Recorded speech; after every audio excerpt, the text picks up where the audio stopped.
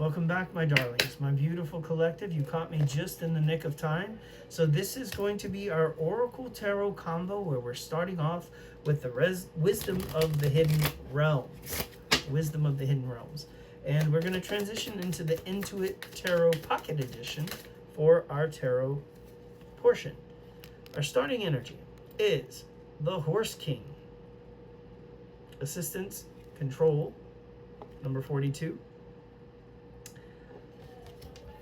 Horses, huh? Well, tally ho. Let us see where we're going next. The Shadow Queen. Acquiring knowledge, insecurity, manipulation, number 16. Okay. So, a bit of control and then a bit of the shadow self, huh? Maybe the Divine Masculine, if we're reading this correctly, maybe fighting control or to control himself, or maybe needs to learn to loosen up the reins a little and release control.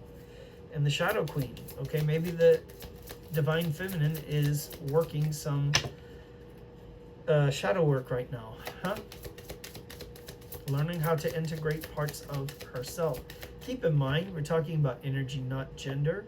So you can be a different gender than the energy you are embodying. The Altar Priestess. Preparation, prayer, sacred ritual. Number 39. Very interesting. So I feel like all of this, both sides are being prepared, it looks like, as a sacrifice, as an offering here. I feel like whether you believe it or not, or whether you know it or not, if you're part of this journey, Divine Masculine, Divine Feminine, if you resonate with perhaps also breaking generational curses, I feel like both of your lines, ancestors, have chosen each of you to do this. You were chosen by your line, they were chosen by theirs to be the generational curse breakers. Spiral Dancer, Circuitous Route. Perception. Number 5. In a way, I feel like this is dancing in circles. It says Spiral Dancer, right? So maybe you have been engaged in this waltz, this divine dance for quite some time. Maybe, just maybe, this sacred samba, I don't know. The Metal King. Discipline, armor, boundaries, or the sacred salsa. That's what I was trying to say. Number 37. Well, maybe you've had to develop a bit of discipline here. Maybe you've had to learn to boundary up, to get some thick skin or some armor.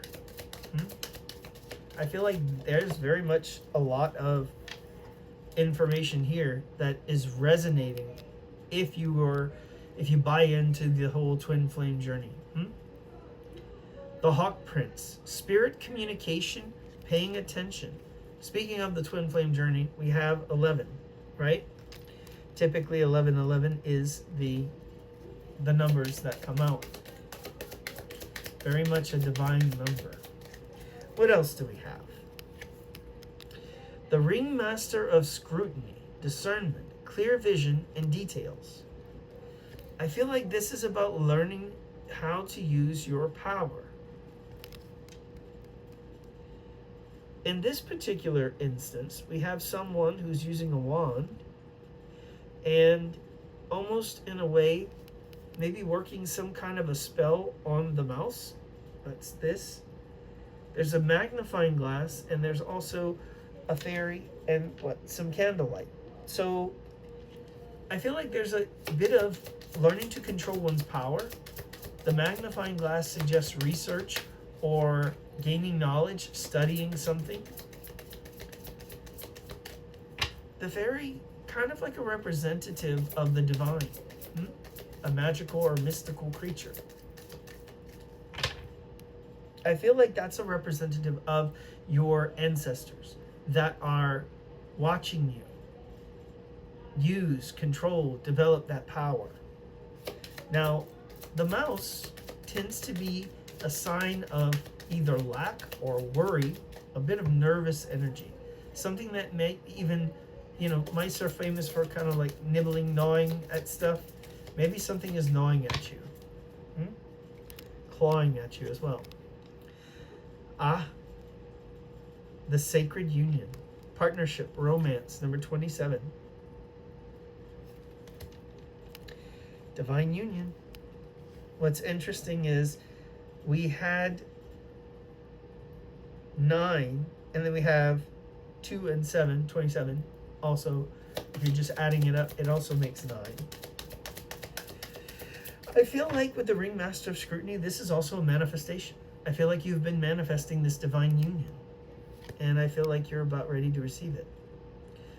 The Web Weaver, synchronicity, divine intelligence, cause and effect, yin and yang. Divine masculine, divine feminine.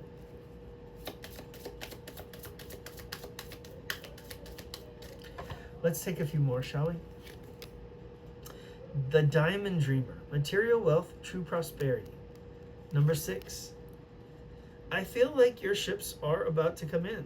You're about to see what you have created made manifest. Interesting, we have these ties to ancient Egypt. Look at the Egyptian dog statues, as it were. Maybe even almost a reference to perhaps Anubis. And we also have the pentacles, almost like a genie. What are you calling in? What are you manifesting?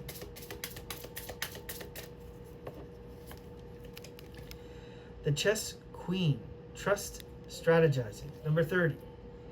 Part of manifestations is all about leaning into trust, leaning into faith, and believing that what you have conceived, right, will be executed on the board. Yes. The energy at the bottom of the deck, the Phoenix, resurrection, surrender to change. Number 29. Also, another 11, if you add up the 2 and the 9, right? And oddly enough, that 11 comes underneath, or comes right, underneath the previous 11.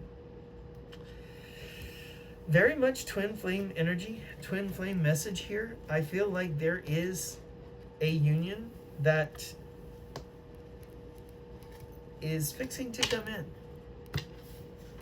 It's very interesting because I won't spoil it, but there is a tie, a connection to the 3-card read for today. Interesting, when I finished, it was 808.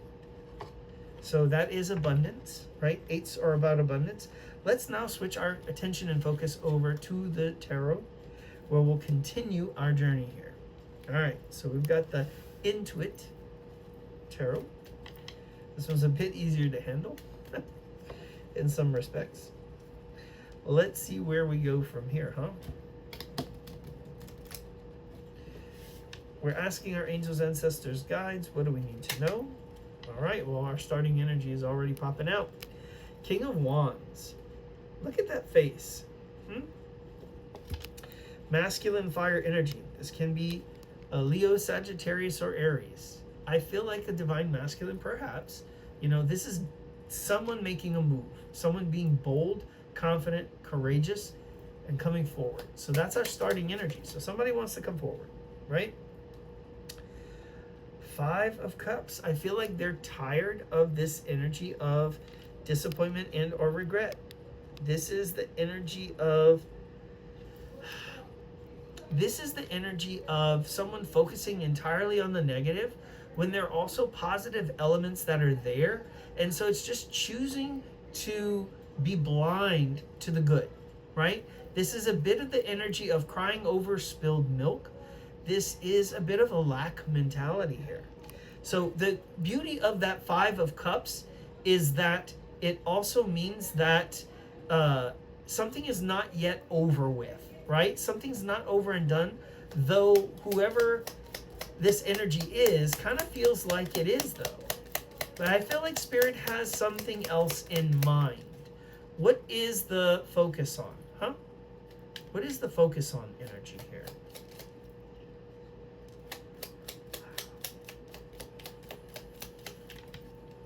Our focus on is the Page of Cups. This Page of Cups energy, this may involve music or flowers. I feel like there's a bit of this unexpected surprise. There is this energy of a message or a communication of love. What is our strength position? What is our strength position? I feel like our strength position is the Two of Pentacles. So this is about balance being restored. What's interesting is he's got one of those pentacles behind his back. I feel like, in a way, you may get a choice, right? Someone may present to you a choice, and maybe they're hoping that you're going to go, or that this choice is going to be an easy one, an easy sell, right? Maybe they're not going to have to go all in. So they're only going to give you half of what you want, or maybe half of the offer. See if you'll bite on that first. My advice, lean back. Let them prove that the offer that they're presenting is indeed a good one, right? What is our recent past? Interesting. Three of Wands, the recent past. This can be the energy of perhaps waiting for the right moment, sitting on the sidelines. This can even be letting things unfold. It can also be a third party. Maybe there were other people in this connection. What's interesting is typically the Four of Wands is the wedding one, right? But if you could look at it, she's got a veil. It almost appears that they may be on a honeymoon, as it were. But what's interesting is you typically don't get that imagery here with that card. That's what almost lends me to believe that this may have been a third-party situation here. That and the Five of Cups. The fives and the threes, when they start coming out, man, it talks about restrictions, it talks about heartaches, it talks about problems, right? And we got another five. We've got the Five of Pentacles. This one is talking about a test of faith. Maybe not feeling good enough. Something challenged us to find our worth or our value, to stand up for ourselves, to know that we can have something or that we're worth something, right? Interesting that we have two fives. We have the Five of Cups and we have the Five of Pentacles. So maybe there's big change heading our way. Fives represent change, right? Let me pick that one up. All right, so the cards that popped out. So this would typically be our strength position, okay? So the strength position is telling us, I'm sorry, not strength position. This is going to be our suggested approach, rather. How ought we approach this?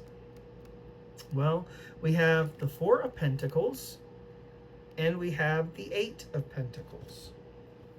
Let's address the Four of Pentacles.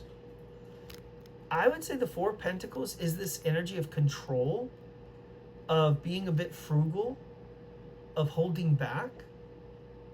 And you also have the Eight of Pentacles, which talks about the hard work.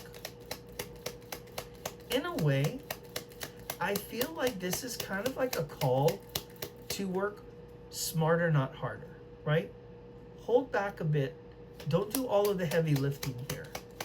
It is an energy of needing to pull back from something a bit. What do we need to know?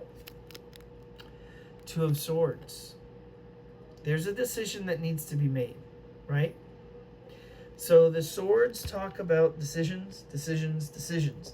The blindfold is kind of telling us, in order to make this decision, don't base it off of what you can see. Base it off of how do you feel. Use your intuition a bit. The swords are all about thought, right? But this stagnation requires senses other than sight or other than logic, because you're at a standstill if you're thinking about it in that way. So you need a tiebreaker, as it were. You need to figure out how to move forward. All right. What is the hope and or fear? The hope and or fear is the Fool card and the Ten of Pentacles. It's taking a leap of faith and trusting that you're going to get the commitment or the happily ever after that you've wanted. That's what this means. That Ten of Pentacles is what I call the happily ever after. The house, the spouse, the kid, the car, whatever this means to someone. To everyone, it's a bit different, right? And what is the probable outcome? The probable outcome is the Queen of Swords. Queen of Swords energy is feminine, air energy. This is Gemini, Libra, or Aquarius. It can also be the card of setting some firm boundaries, but also the card of giving something careful consideration, receiving something cautiously, right? That's what this is. The probable outcome is you're going to receive something cautiously. Maybe it might be a bit of this energy of too good to be true. Interesting. We have another card popping out. It's the Death card. Scorpio energy. But notice how she's still got a shield here. Even this card, right? There's a shield actually covering her belly. She's protecting something in a way. This card for Death often talks about transition and change. The shield implies that there's a bit of hesitation, a bit of resistance, a bit of defensive energy. But interesting that it's over the stomach. It's almost like someone is protecting their gut instinct. Maybe their gut instinct would be not to change. Maybe their gut instinct is telling them to do something different. I don't know. That's an interesting one. I feel like there needs to be this energy of boundaries if you want change, is kind of how I'm going to read those two cards coming out together. You have to learn to get stronger. You have to learn to really think your way through this, and don't give in to just your feelings. It's about protecting your energy, yourself, right? Your vulnerable side. Protect that with boundaries, but not with walls. Why? Because boundaries let the right people in, and walls just keep everyone out. You don't want to keep everyone out, just the people who don't belong there.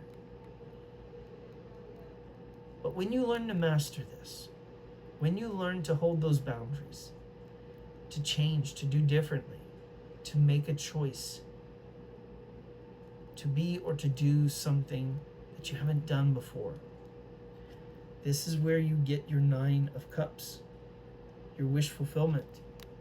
You'll be celebrating, as you should, right?